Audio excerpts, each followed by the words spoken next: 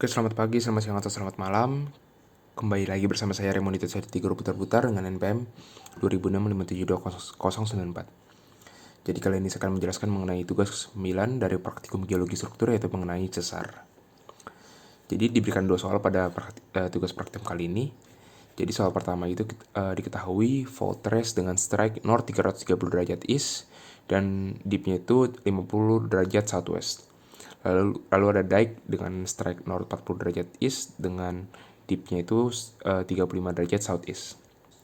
Nah, yang ditanyakan itu yang 1A, kita disuruh menghitung slipnya, lalu 1B kita menghitung slip jika pitchnya itu 60 derajat. Oke, jadi langsung saja jawab dengan langkah-langkahnya.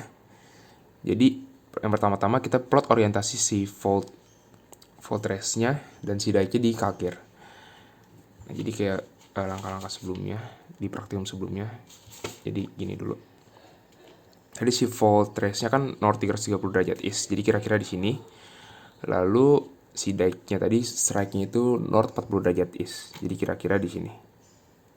Gini. Oke. Lalu kita buat masing-masing dip-nya. Gini. Kita arahin ke north dulu si fault trace-nya. Nah, lalu karena dia dip-nya itu 50 derajat southwest, berarti kita ukur si dip-nya itu dari equator west. Jadi 50 derajat kira-kira di sini. Gini. Nah, lalu untuk si dike-nya, dip-nya itu 35 derajat southeast, berarti ukurnya kayak biasa aja dari equator east. 35 derajat tengah-tengah sini berarti kira-kira. Gini. 10, 20, 30, 32, 34, 35. Tengah-tengah. Nah, setelah itu kita menghitung si pitch-nya dulu. Kita ukur pitch dengan menempatkan titik pertemuan antara si fault trace dan juga si dike-nya ke ekuator terdekat. Jadi kita arahin ke equator east sini. Gini. Nah, saya dapati bahwa pitch itu 27 derajat. 10, 20, 22, 24, 26, 27. Tengah-tengah sini. Oke, pitch 27 derajat. Oke, selanjutnya kita bisa ambil kalkir baru. Lalu kita salin dan jiplak si fault trace, dike, dan juga si kotaknya ini. Nah, jangan lupa kita tentukan skalanya, skala pada peta. Pakai penggaris ini.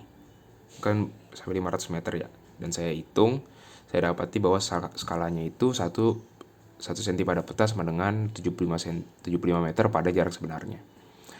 Nah, lalu kita aplikasikan si pitch pada footwall dan gambarkan block slipnya. Tadi kan si pitchnya itu kan 27 derajat ini. Lalu kita aplikasikan pakai busur ya. Saya dapati begini block slipnya. Lalu kita ukur jarak dari si fault plane atau fault trace-nya itu ke block slipnya. Jadi berapa jaraknya kita hitung dan saya dapati bahwa jaraknya itu 4 cm. Nah, kita ubah lagi ke meter tuh habis itu. Kita ubah lagi ke meter. Jadi 4 cm dikali 75 meter.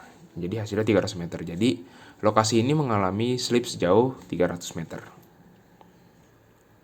Oke, selanjutnya di 1B kita disuruh menghitung slip jika pitch itu 60 derajat. Nah, sama dengan langkah-langkah sebelumnya, kita aplikasikan si pitch pada footwall dan gambarkan block slipnya.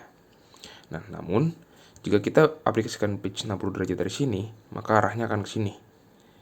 Dan itu akan sangat jauh sekali dengan si fault line-nya nanti, jaraknya sangat jauh gitu. Dan akan susah untuk pengukurannya. Jadi cara mudahnya kita buat perpanjangannya aja. Buat perpanjangannya sejauh 450 meter.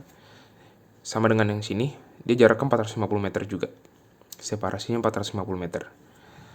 Oke, jadi setelah kita buat perpanjangannya, lalu kita aplikasikan si pitch-nya sebesar 60 derajat. Jadi arahnya ke arah sini, block slip-nya. Nah, lalu kita ukur jarak dari si fault trace-nya itu ke slip-nya, ke block slip. Dan saya dapati bahwa jaraknya itu 6,7 cm. Dari sini ke sini, 6,7 cm. Nah, lalu kita ubah lagi ke meter, dan hasil pengukuran itu adalah 502,5 meter. Jadi lokasi ini mengalami slip sejauh 502,5 meter. Dan namun, jika kita mengukur jaraknya itu dari sini ke sini, itu dia hasilnya akan 555 meter gitu. Cuma berbeda dikit doang gitu.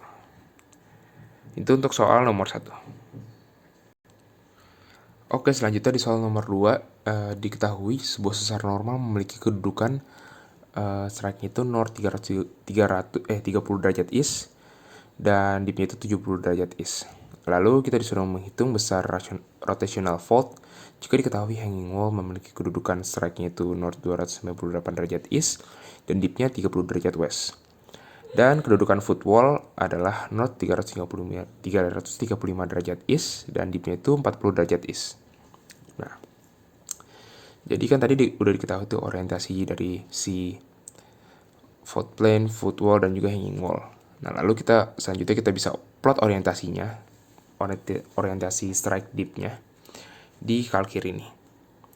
Nah, tadi si fault plane-nya itu 30 derajat east. Jadi kira-kira di sini, north 30 derajat east.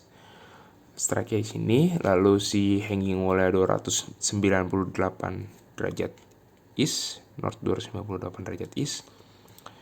Berarti kira-kira di sini. Lalu si footwall-nya itu 335 derajat east. Jadi kira-kira di sini tengah-tengah. Nah, lalu kita buat masing-masing dipnya. Nah, si fault plane-nya tadi kan dipnya itu 70 derajat east. Jadi kita ukur dari equator east. Ini kita ukur jadi kira-kira di sini. Gini. Lalu untuk yang hanging wall tadi dipnya itu 30 derajat west. Jadi hanging wall kita arahin ke north. Gini. Lalu kita ukur dari equator west. 10, 20, 30 di sini. Lalu untuk yang footwall, dia dipnya 40 derajat east. Jadi kita ukur dari equator east. 10, 20, 30, 40 di sini. Oke, selanjutnya kita mengukur pitch dengan cara mengukur titik pertemuan antara blok fault plane dengan footwall maupun fault plane dengan hanging wall. Nah, kita tempatkan masing-masing titik pertemuan ke ekuator terdekat. Nah, jadi ini titik pertemuan antara footwall dengan fault plane. Jadi kita arahin ke ekuator east, ekuator terdekatnya. Ini. Dan saya dapati bahwa pitch-nya itu 39 derajat. Nah, lalu pertemuan antara hanging wall dengan si fault plane itu dia di sini. Kita arahin ke ekuator terdekat, berarti di west. Ini. Yang saya dapati bahwa si pitch-nya itu 29 derajat. Itu antara si hanging wall dengan si fault plane. Setelah itu, dari hasil kedua pitch tadi, besar rotasinya adalah jumlah si kedua pitch-nya. Jadi 39 derajat tambah 29 derajat sama dengan 68 derajat. Itu adalah rotational fault-nya. Oke, mungkin sekian penjelasan dari saya. Kurang lebihnya mohon maaf. Terima kasih.